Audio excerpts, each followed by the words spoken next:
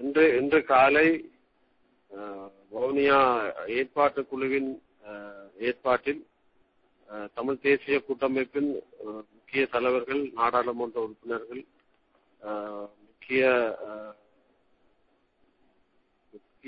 மாணவர்கள் சந்திப்பை மேற்கொண்டோம்.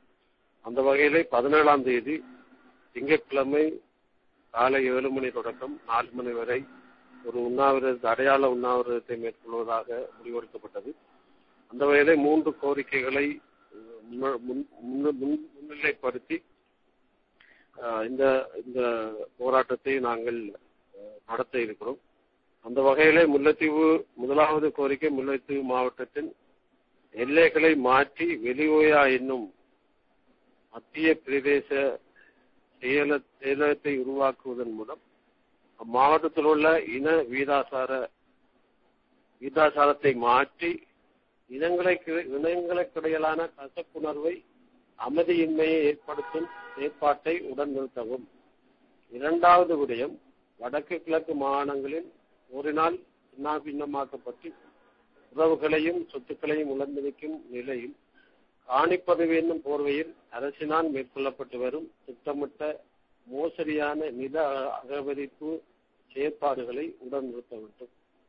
3வது கோரிக்கை, வடகிழக்கு மாகாணங்களில் லட்சக்கணக்கான தமிழ் பேசும் அரச ஊழியர்கள் உட்பட சிறுபான்மை இன மக்களின் காணி வீடின்றி நிர்கதியற்றிருக்கும் வேளையில் திட்டமிட்டு மேற்கொள்ளப்பட்டு வரும் படையின்றது குடியேற்ற திட்டம் மற்றும் பெரும்பான்மை இன மக்களையும்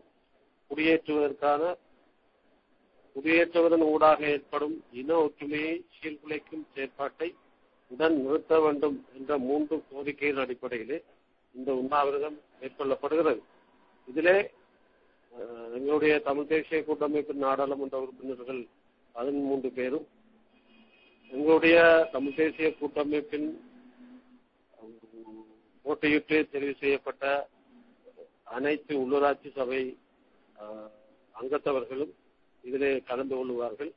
அதைவிட இங்கே இருக்கின்ற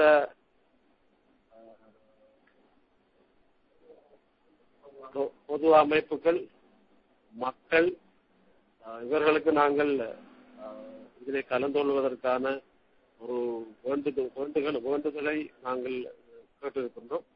அந்த வகையிலே இந்த 17ஆம் தேதி நடைபெறுகின்ற உண்ணாவிரத போராட்டத்திலே புலம்பெயர்ந்த எங்களுடைய தமிழ் உறவுகளும் இதிலே பங்களிக்க வேண்டும். அவர்களும் அங்கே இந்த போராட்டத்துக்கு ஆதரவு தெரிவிக்க வேண்டும் என்று இச்சந்தர்ப்பத்திலே கேட்டுக்கொள்ள விரும்புகின்றேன்.